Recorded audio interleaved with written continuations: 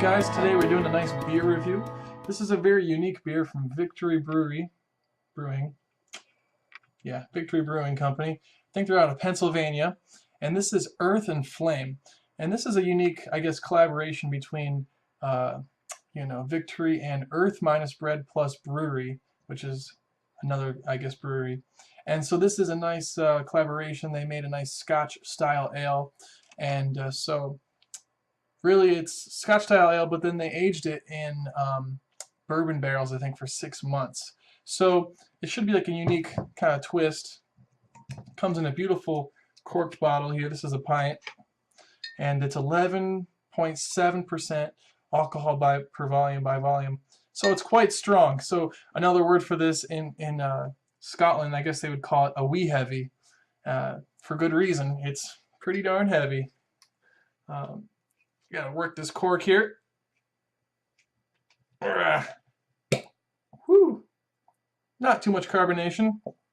Hey, that would make a good cork knocker. If you saw my last video for my pipes, that would make a beautiful cork knocker somewhere over here. Anyway, let's see here. Yeah, it smells like beer. I'm no beer connoisseur. I just know I like beer and I like bourbon. So this was a present from my sister's fiance. He knows I love beer. He knows I love bourbon. So he bought this for me for Christmas. We have a nice about a finger there. Nice pour. You definitely get the right off the bat that strong what is that, like peated barley or peated malt. Just like you would in a nice Scotch, almost like that smokiness.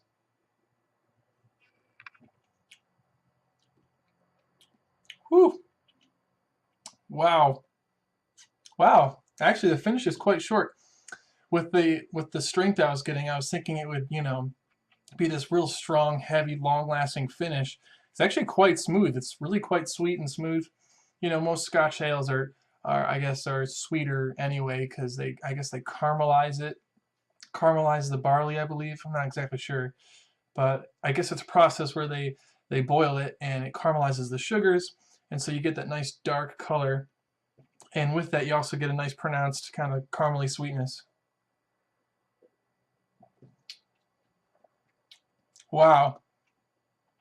Holy cow. For 11.7%, this is incredible. You get that nice bitter chocolate kind of flavor. You get that smoky, bourbony, almost like a honey sweetness. A little bit of caramel. And the best part about this is, I think the bourbon barrel aging made it super smooth. Smoky, yet super smooth. So anyway, that's that. Again, I'm not a beer connoisseur. I just know what I like.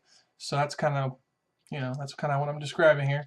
I'm smoking some Samuel Gawith's chocolate flake.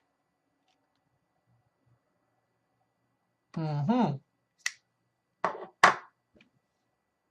when I first bought this, I did not like it at all.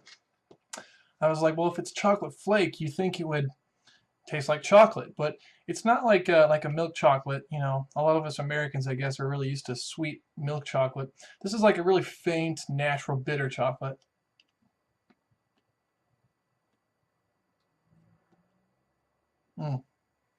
And I think this tin I bought on my local B&M. It actually has quite a bit of age from what I can tell. The tin itself was all rusted, and if you look at the flakes, number one, they're quite a good size, but they also have a nice well, you can see it, the white pieces here. It looks like some sort of age, maybe some, in the cigar world we might call that peat, or not peat. We might call that what's it called? Why can't I think right now? Plume. We might call that some plume. So maybe a good sign of age is that kind of like those white marks. That's my best guess. Again, the tin was all rusty, so maybe this is like 10 years old. I don't know. Maybe that's malt. But I'm pretty sure that's plume because this stuff tastes really smooth, really elegant. Maybe not necessarily like a lot of flavor, but a really nice rounded smoothness. Just like a nice aged tobacco flavor. And the flakes themselves are quite, sticky almost. So you definitely have to rub this stuff out for a while and let it sit for a good half hour. But yeah. So anyway, I'm gonna see how this goes with the nice Scotch style bourbon, Scotch ale.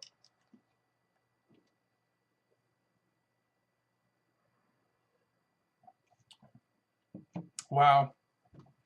Obviously, they're both smoky. They both have hints of chocolate. This is probably one of the best beers I've ever had. I'm going to be honest. I think this is a limited release, so it's probably pretty expensive. But this is a type of beer that you want to cellar and age, beer bottle age. I'm thinking here. I've had it for almost 3 months, well, 2.5 months. And I can tell you what, this is something it might just get better with age.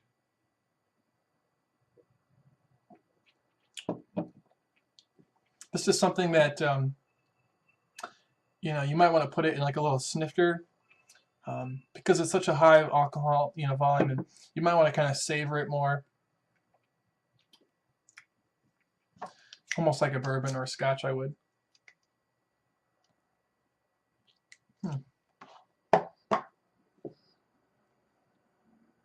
I know a lot of beer guys who aren't really into that whole bourbon beer kind of mix. What do you guys think? Do you guys like the bourbon barrel beers, or are you like, okay, keep a beer a beer, keep a bourbon? Because that really does seem to be like a trend lately, is that beer and the bourbon crossover. I think bourbon's really been becoming popular lately, so maybe that's why they did that.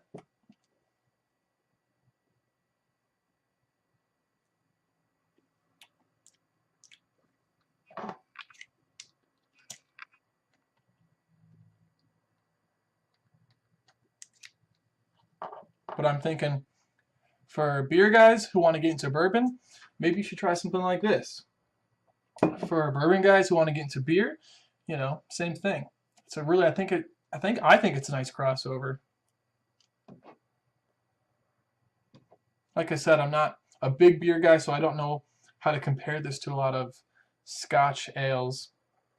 But I can tell you it's good.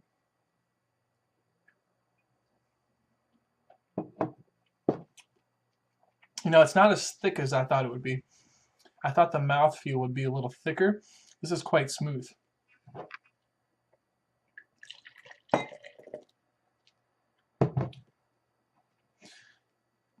See that nice color there? It has just a really nice dark amber color. Very similar, I guess, maybe to like a brown ale, I guess.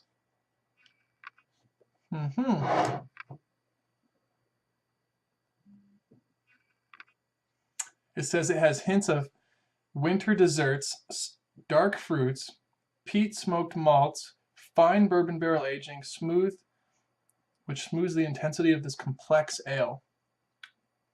Yeah, it's good. If you guys can find this stuff, I'd say pick up 2 bottles, because I know I'm not going to be able to find this stuff probably. And you're probably going to want to drink one and then cellar the other one.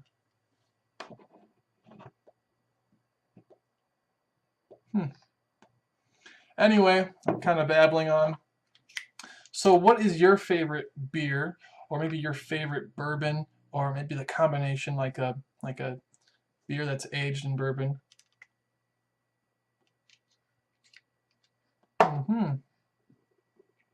And maybe what do you think would go well with that? I'm thinking of a lot of cigars that would go well with this.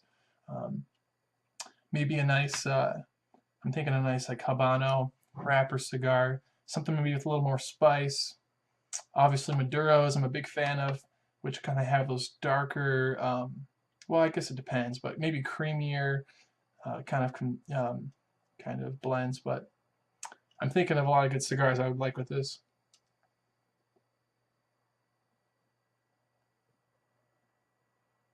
I don't really get the fruit, and that's probably, I mean, I get a sweet note, but I'm thinking that the smoke might be kind of blocking my receptors a little bit.